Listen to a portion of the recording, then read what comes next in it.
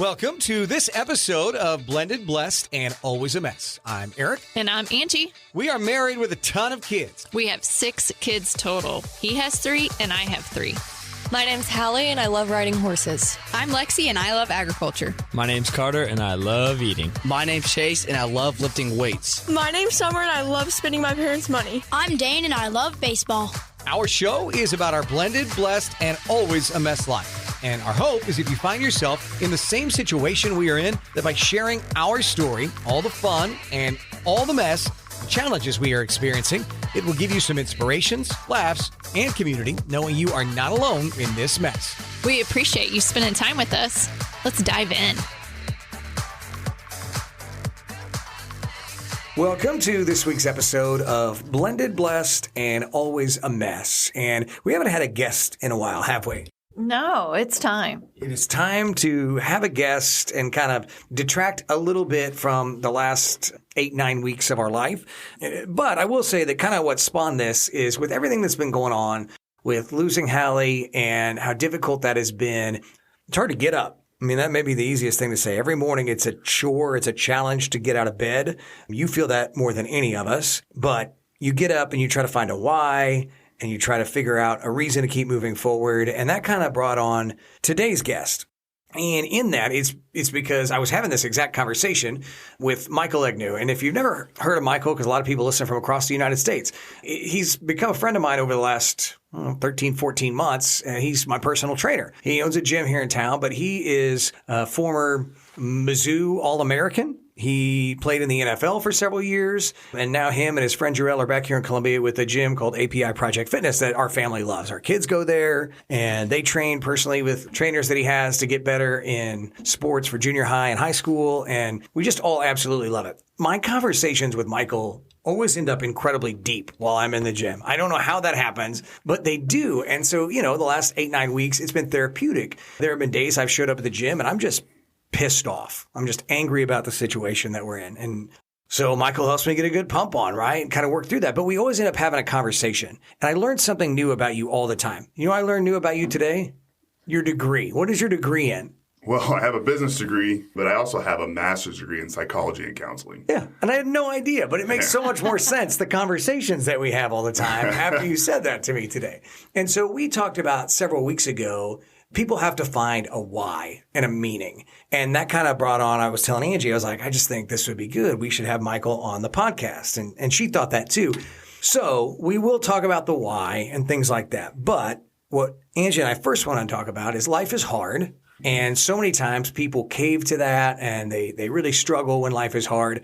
As I've gotten to know you, you have honestly, and you've lived one of the harder lives of anybody that I've known. You are a success story in how you have taken that and turned it into something really positive. So can you just talk to us a little bit about how you grew up, first of all, and then we'll kind of talk about how you got to be successful and the mindset. What we really want to know is how people that are listening, whether they're in a blended family, whether they're going through a significant loss like we are, they work on their mindset to go places. But let's start by telling people where you came from. All right. Well, let me preface it by saying, first of all, thanks for letting me in here and put me on the podcast and the whole deal.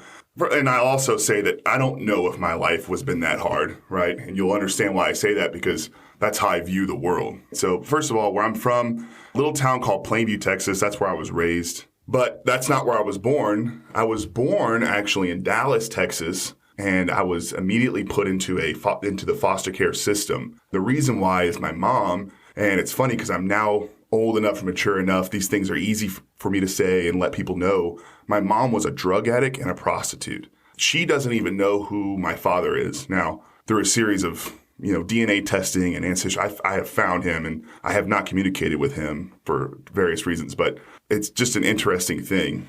And so I could go on forever about the foster care system, right? Because you say, okay, like this is a hard upbringing and all that. I think I actually probably got the better end of the deal. But in America, the foster care system is poor. It's bad.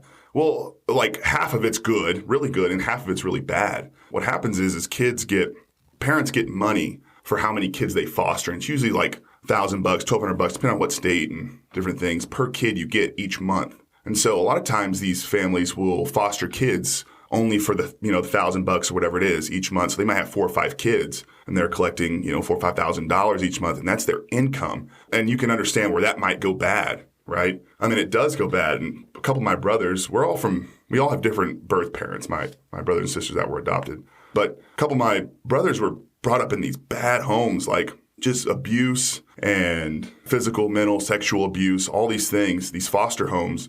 And so my parents that adopted me later, what happened is they had my brother Tony, who was in the foster care system, and they fostered him. And the state came in and took him from them because this social worker said, okay, we need to put him with a family that's, black. They wanted him to grow up in a culture. My adopted parents are white. They said, oh, we need to take him and put him in a culture that he's, that's like his skin color. And it ended up being a bad situation, abuse, all this. And so my parents said, enough of the fostering. And they just started adopting kids. And so I was one of those kids. I was almost 5 years old when I was adopted after having bounced around from different foster homes. And it ended up being 9 kids. And when you adopt a kid, that's your kid. There's no more state funds.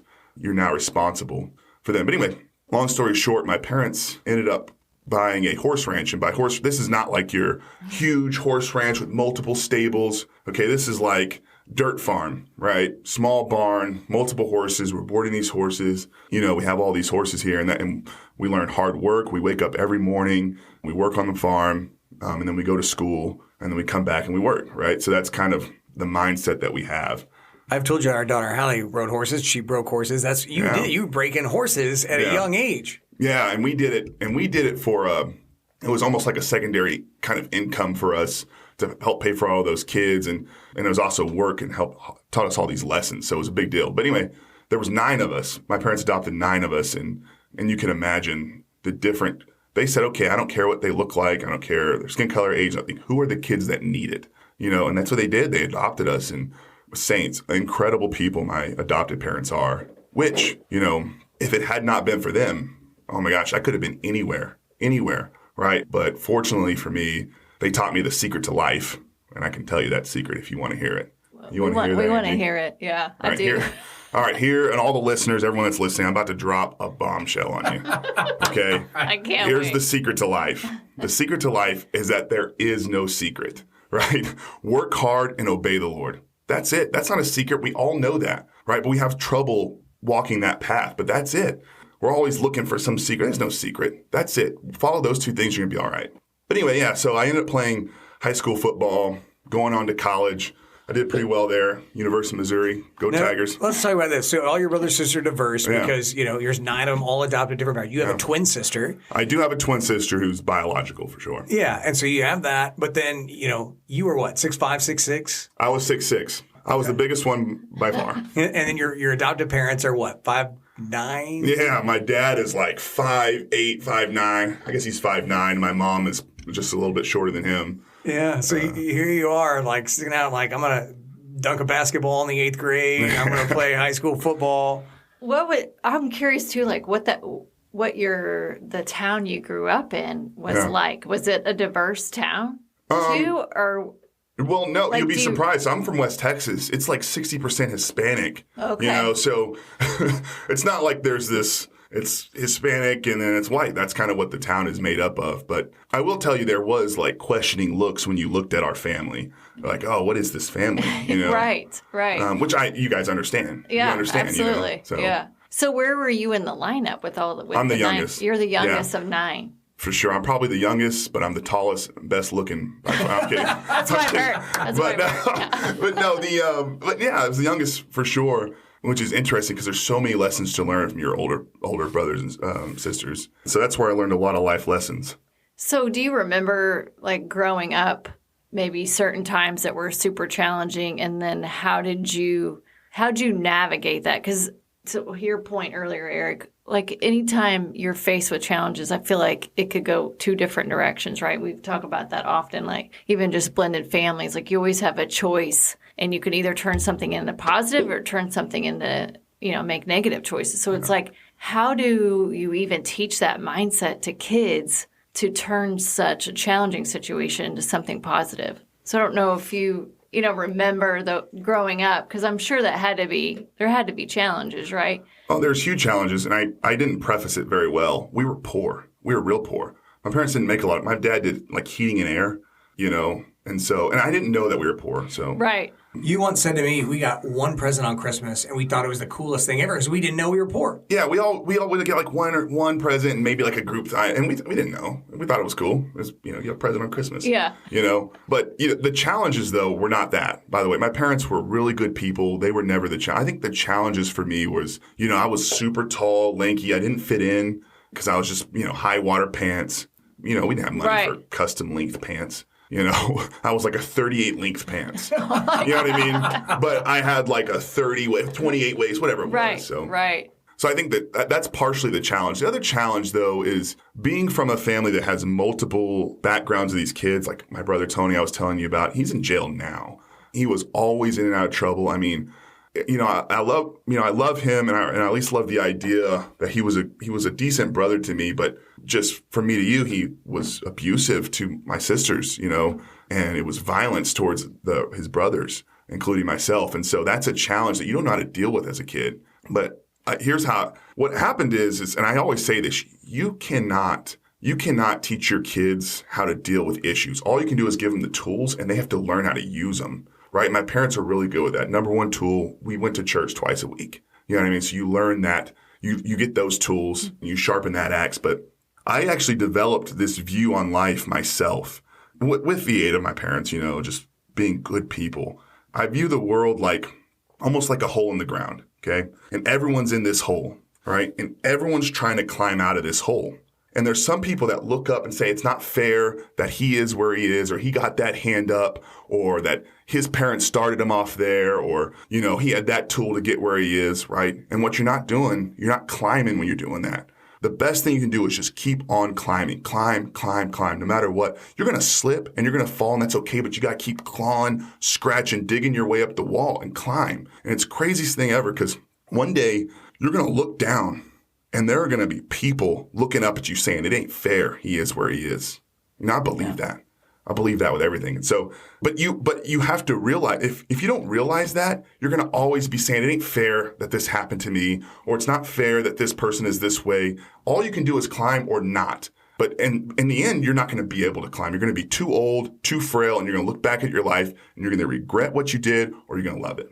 Do you understand now why I lift so much weight when I'm in there? It's very motivational. It's very motivational. You're lifting, or are you chatting? It's a combo. It's very motivational. And you're like, you know what? I'm going to get in better shape because all the things we're talking about in there. That's what I'm saying. I love that analogy, though. I've never thought of that. And you've never shared that with me until now. So I do. I really like that a lot, that you're just constantly climbing. And it does feel like that. And especially where we're at in life right now with all the tragedy that we're going through, every day it feels like we've slipped. You know how I knew and now you were we're going to really be okay? climbing. You know I knew you guys were going to be okay. You called me up, you texted me and said, hey, I need to come in. I need to work out. You know what that said to me? That said I'm climbing. I'm digging footholes for myself. I'm digging, I'm clawing, I'm scratching my way up the hill. And I said, you know what? They're going to be okay. It's going to suck for a while, but you're going to be okay.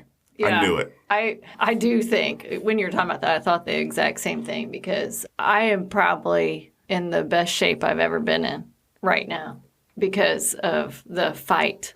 And I think part of it is the realizing that everybody's going to face challenges, right? And that's the choice. That's your pivot. And the choice that we're all making, even the kids, like I feel like Chase wrestled the 3 days after that happened. Digging footholes. Yeah, I'm fighting through it. Did it suck? Yes. It was brutal for everybody, painful. But it's that choice. So I'm always interested in people that make that, keep climbing analogy through life, because it's like, what are they doing that they can share and help other people? Because I think a lot of people don't know. They don't know how to even get started climbing. There's an old saying, and it's like a Southern saying. I think I heard it from my mom. If the mountain were smooth, how could you climb?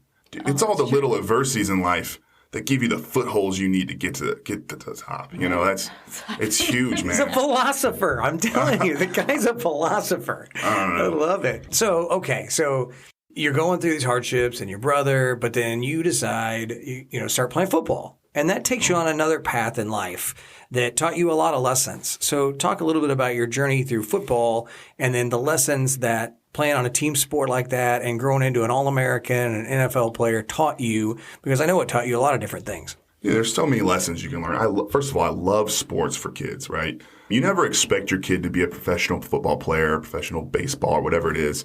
But there are lessons learned along the way from just learning how to work hard. It's like the biggest life lesson of all is that when you pay the price, right, you'll get what you pay for.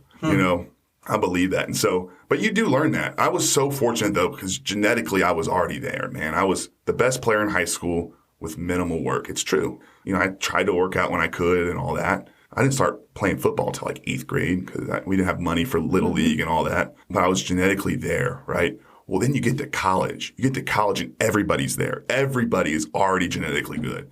So the first 2 years in college, I had like 7 catches total, right? I was just this bench warmer. What happens now? Those guys transfer now. Yeah. That's what happens now. Which is terrible, right? Yeah. Which is so terrible. Because you didn't transfer, and then what happens? No. So what? It was another mindset. It was a mindset change for me. I guess that's kind of what pivoted my whole life around. I said, you know what?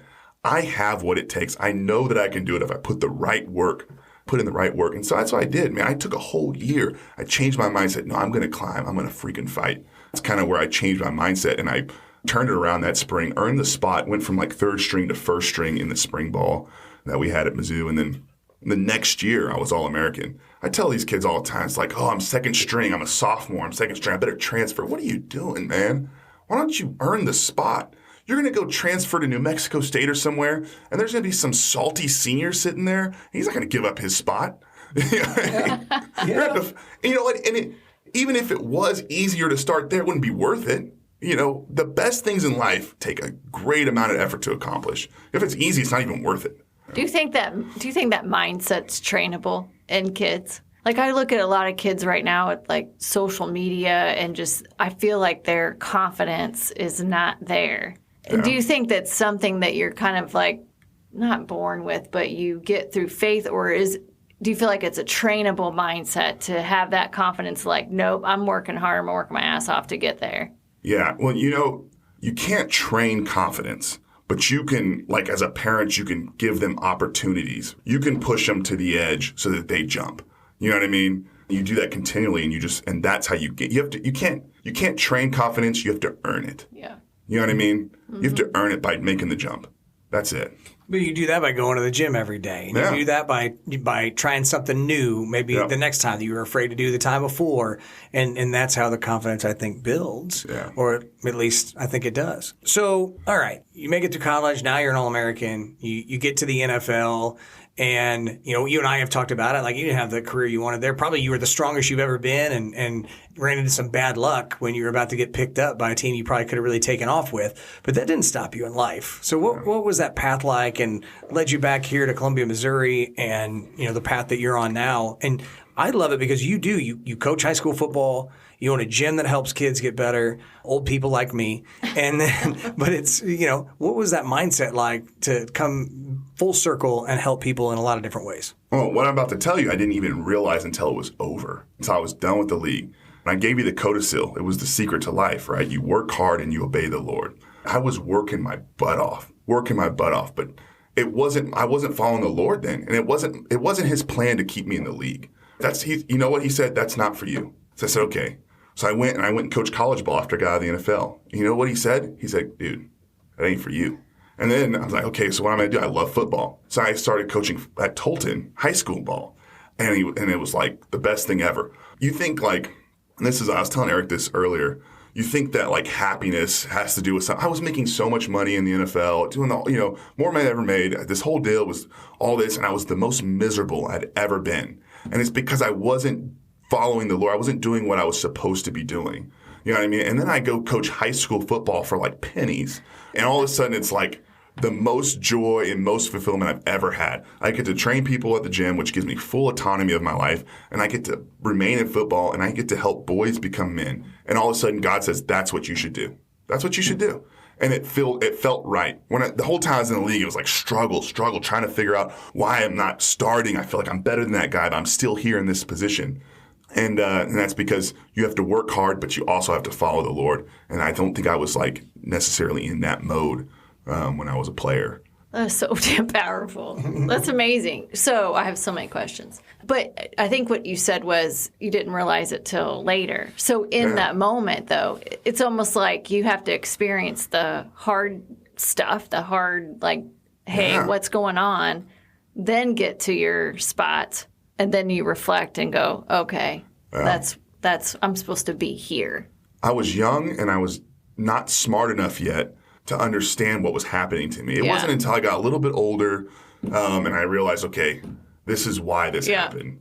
You know, because at the time, guess what you're doing? You're like pointing at the sky saying, why God me? Why oh God? Why? You know what I mean? And you do that and you say, what is, and the problem is he's telling you the whole time. Yeah. You know, like, I'm giving you this feeling that this isn't for you, man. And I transferred from the Dolphins. I got cut, or I got traded to the Lions, and I was there for like 3 days. And I got cut from there, and I got played for Jacksonville for a few weeks. And then I went and did a year in Pittsburgh. And it was because I could never get settled, right? I ended up with the Saints, but it was always like, you had this uneasy feeling this whole time. It never felt right. Yeah. And here's the thing, too. I was away from my family. I just had a new baby, Alexa, my oldest, who's now 10. Wasn't with her. I think God was telling me the whole time, like, dude, what are you doing? Like, you don't need that flashy, fancy life, right? That's not for you. I don't have that for you.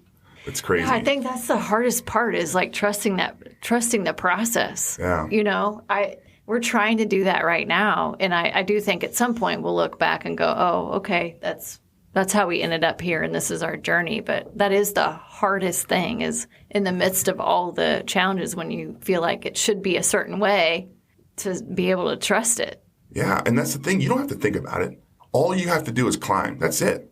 One foot in front of the other. That's why sometimes I say you're going to slip, you're going to fall, but you keep digging footholds. That's why I use the analogy. You got to claw sometimes. You got to scratch. And that's all you can do. Because what else are you going to do? You're going to perform some magic? You're not going to perform some magic. All you can do is work hard. That's it. That's it. Yeah, that's the only thing you can control. I feel like for us, we talk about this all the time, just Aric and I, about like, I think when you face challenges, it's like you realize you're not in control, and that's so hard to release that. And that is the only thing that you can do, is the fight. Yeah. Yeah. So something else that we've talked about recently then, because I mentioned this earlier in the podcast, is finding a why. Right, especially when you go through the hardship, and you're talking about climbing out of the hole, and I get that. But you had recently read a book. It really stuck with me because, it was probably 4 or 5 weeks ago, and Hallie had been gone for maybe 4 to 6 weeks at that time, and it's just hard to get up. It's hard to keep climbing, and you started talking to me about this book, and you got to find a why. Yeah. Everybody's got to find a why, and talk a little bit about that and how people use that to get up and keep moving. Well, there's probably a couple books, because I love to read, but there's a book that just resonates with me. It's called A Man's Search for Meaning. It's by Viktor Frankl. Okay, he was this Jewish guy who was a psychologist and a doctor during World War II, and he had doctor in front of his name. So the Nazis come, and they're doing their thing, and he ends up going to Auschwitz, and they say, okay, he's a doctor. So they put him in charge of this ward of all the sick Jews and stuff that are in Auschwitz. And his whole goal is to help them. And he's got obviously no access to medicine and tools and all this, but he's trying to do his best. He's a psychologist, not even a medical doctor, but he's doing his best to help these people. And he's one of the 5%, I think it was 5% of people that went to Auschwitz actually survived it. And he's the whole book is him saying, okay, this is my story about how I survived Auschwitz. And then the second half of the book is here's the psychological tools that I used, right? And it's so crazy. He's like, dude, the reason why I survived is because I found purpose in me. Everything had been taken from him. His wife had been killed. His children had been killed. Everything had been taken from him, but he found this purpose and meaning in his life. It was helping these other people in this camp try to survive. I mean, he's bandaging wounds with dirt and mud and clay or whatever he can find. He's doing this, ripping his shirt off for these people. And all of a sudden he starts realizing, okay, I found purpose and meaning. You try to seek, I can't remember, maybe it was you. You try to seek happiness, right? But happiness is dude, it's so fragile, man. Don't seek happiness. If I were to come here, I'd just give you $1,000 right now. You'd be like, oh, sweet, $1,000. And you'd be happy, right? But then I'd punch you in the face and you would be sad because that's how fragile happiness is, right? Right? It's so fragile. Anybody can take your happiness from you. Any situation, anything can happen to you where now you are no longer happy, right? But nobody can take your purpose and meaning. And if you really drive on purpose and meaning, you're going to eventually, happiness will be a side effect. You know what I mean? Mm-hmm. But we do that. We try to find like instant gratification. You know, we go and like, oh, if I just have more likes on Instagram, if I just have more followers, if this girl likes me or that guy likes me, you know, I'm going to be happy. And that's not true. You know, if I can make a certain amount of money, that ain't going to make you happy. It's going to be purpose and meaning. I was miserable making the most money I ever made in my life. Miserable. It's crazy. Purpose and meaning. And you got to hammer that home. That's a good book. The other book I was going to tell you about was The How of Happiness. I think it's a lady that wrote it, and she's really, really good. But she basically gives the same narrative. Her thesis is finding purpose is help you find happiness. That'd be a good one. It's like Sanjay, or I can't remember her name, but. So, all right. So now you're doing something that you feel the Lord has called you to do with coaching a high school football team, and you own a gym where you can help other kids grow into their bodies and learn about self-confidence and discipline and doing what's best for their bodies. And that's, I guess, when you're doing all those things and you're loving life, how do you then give that to your own kids as a dad? Sure. Like, what is your thought process on being a father? Because we talk about being a dad a lot when we're in the gym together. Dude, the best lessons that I can teach is just to show them, right? Because you can talk to them all day. You know, you have lots of kids.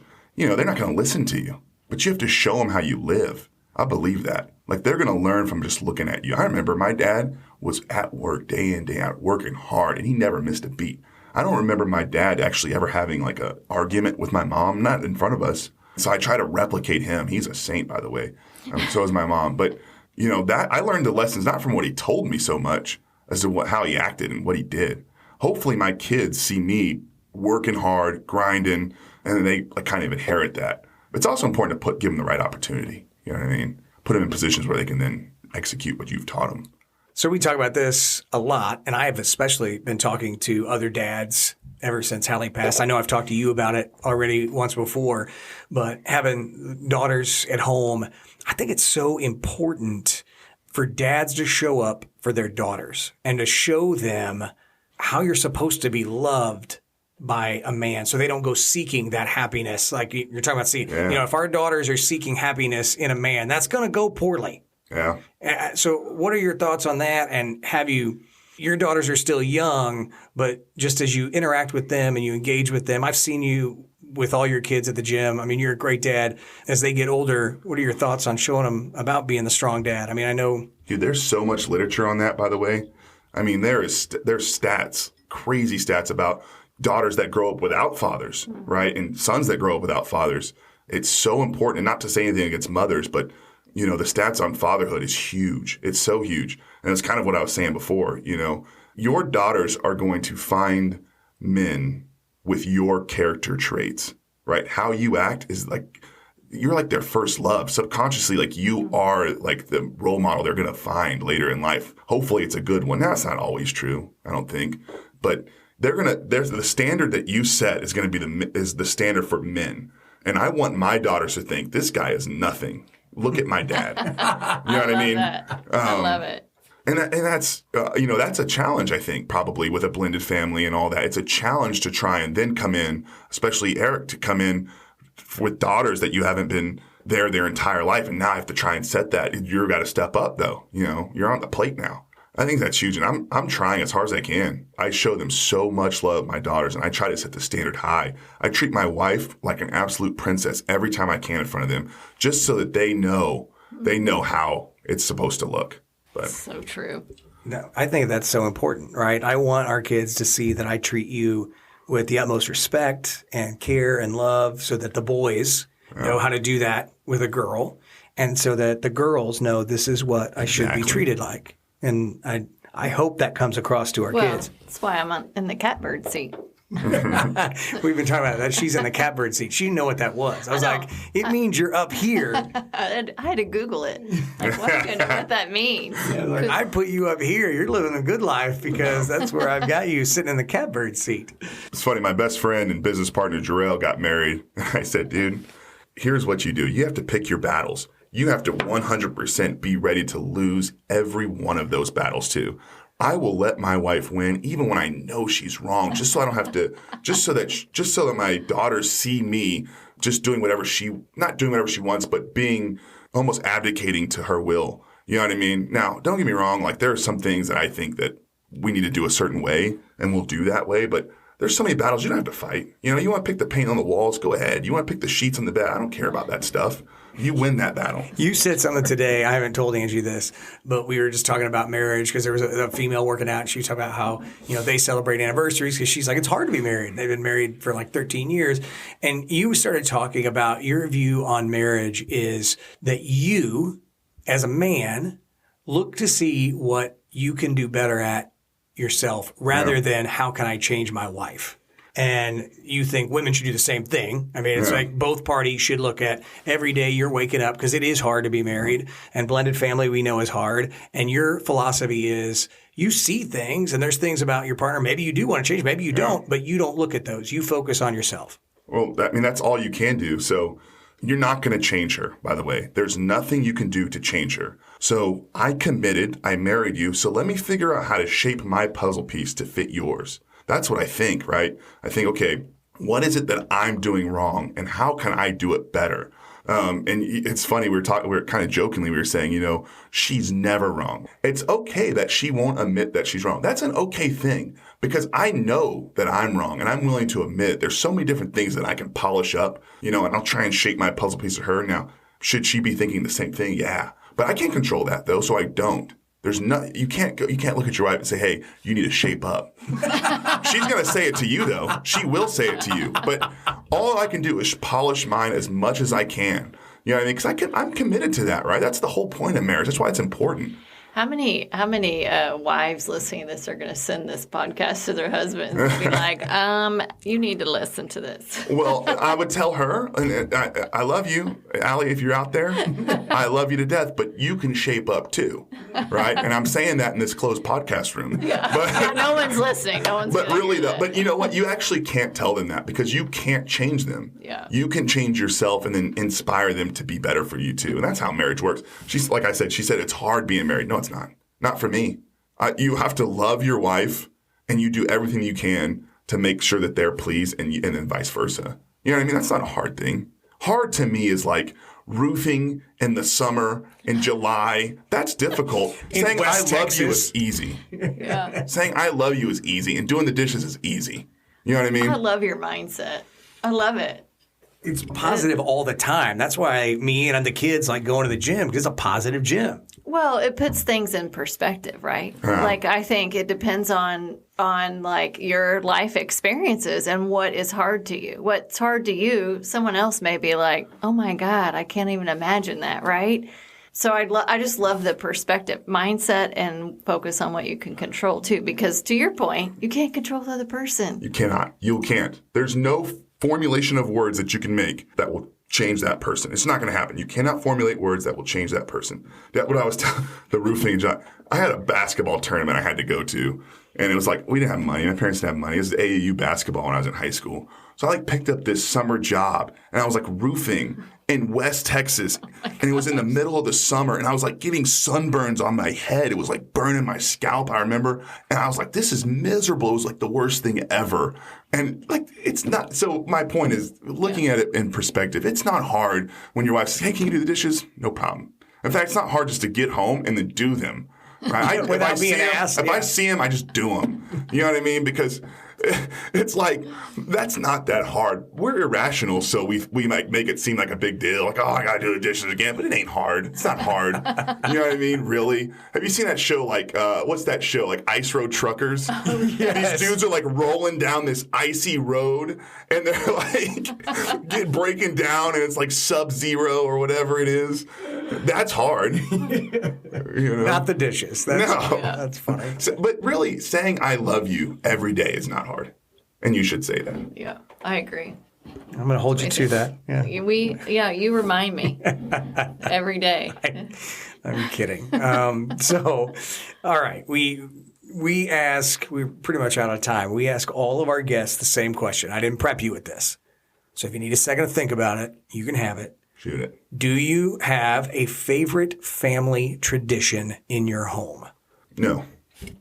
Now, he may have an answer for his no. Because here's a guy, I haven't told you this, I don't think. He doesn't celebrate his birthday. What?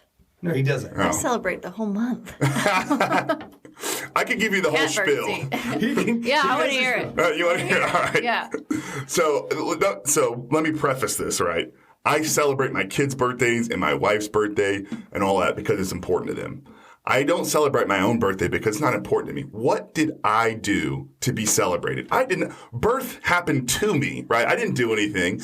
If anything, I feel like we should celebrate the moms that had to push us out. And then here's what we do on our birthdays. Oh, I'm going to have 10 beers. I'm not going to work out. This is my birthday, right? I'm going to have these shots, or I'm going to go out and party and all this. You know what you're doing? You're getting softer on your birthday just because some woman had the bravery and the audacity to push you out 35 years ago that now I'm going to celebrate and become softer on my birthday. Now I feel bad. No, but don't get me wrong. I hold myself to that standard, right? But nobody else. I will celebrate everybody else's birthday, but I feel almost a slight tinge of guilt. One of my friends told me, he said, dude, you're just, you got to live another year. You made it to another year. That's an accomplishment. It's another level. No, I said no. I know idiots that are older than me, right? My own just remaining alive, that's not a difficult thing, right? Oh my gosh. Or at least it's not something that I should be accredited for. It wasn't through my own effort that I'm here, Yeah. And so, I outlived Jesus.